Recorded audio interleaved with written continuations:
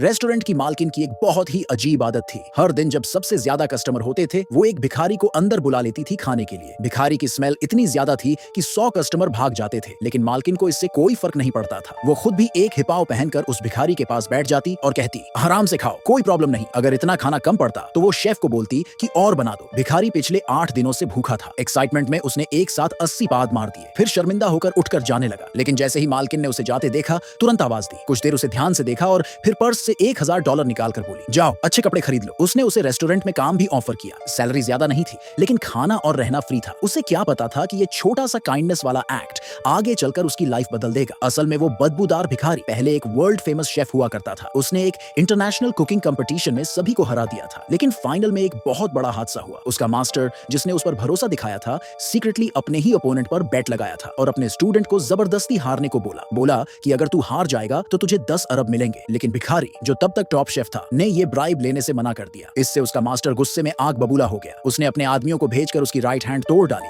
ताकि वो दोबारा कभी खाना न बना सके। और इतना ही नहीं, उसकी माँ का दिया हुआ लकी चार्म भी छीन लिया और उसी से उसे धमकी दी। मजबूरी में भिखारी को फाइनल में जानबूझकर एक सिंपल सा एग फ्राइड राइस जलाकर हारना पड़ा। लेकिन इसके बाद भी उसका मास्टर नहीं रुका। उसने उसकी हाथ को पूरी तरह से बर्बाद करवा दिया ताकि वो दोबारा शेफ बनने का सपना भी न देख सके। तब से वो भिखारी सड़कों पर जैसे तैसे पेट भरने के लिए जी रहा था। अक्सर वो रेस्टोरेंट्स में बस कुछ छांव या बचा हुआ खाना ढूंढने घुस जाया करता था। वेटर उसे बहुत घटिया नजरों से देखते थे, लेकिन मालकिन ने कभी उसे बाहर नहीं निकाला। उल्टा एक दिन तो उसे बर्तन धोने का काम भी दे दिया। एक दिन रेस्टोरेंट पूरा भरा हुआ था कस्टमर से, लेकिन हेड शेफ ने काम करने से मना कर दिया। उसने धमकी दी कि अगर उसकी सैलरी में हर महीने $3000 एक्स्ट्रा नहीं मिले तो वो रिजाइन कर देगा। मालकिन ने साफ मना कर दिया और उसकी जगह अपने ट्रेनी को किचन में भेजा। लेकिन जैसे ही खाने की प्लेट्स सर्व की गई, कस्टमर नाराज हो गए। खाना बहुत बेकार था। पूरे रेस्टोरेंट में अफरा तफरी मच गई और गुस्से में सारे कस्टमर चले गए। तब मालकिन को एहसास हुआ कि प्रॉब्लम कितनी बड़ी है। उसे पता था कि हेड शेफ जानबूझ के ऐसा कर रहा है, लेकिन फिर भी वो उसके आगे झुकी नहीं। उसने कहा, मैं रेस्टोरेंट बंद कर दूंगी, लेकिन ऐसे चीटर इंसान को सपोर्ट नहीं करूंगी। इसी बीच एक फेमस माफिया रेस्टोरेंट में आया। उसने पूरा रेस्टोरेंट बुक करने की डिमांड की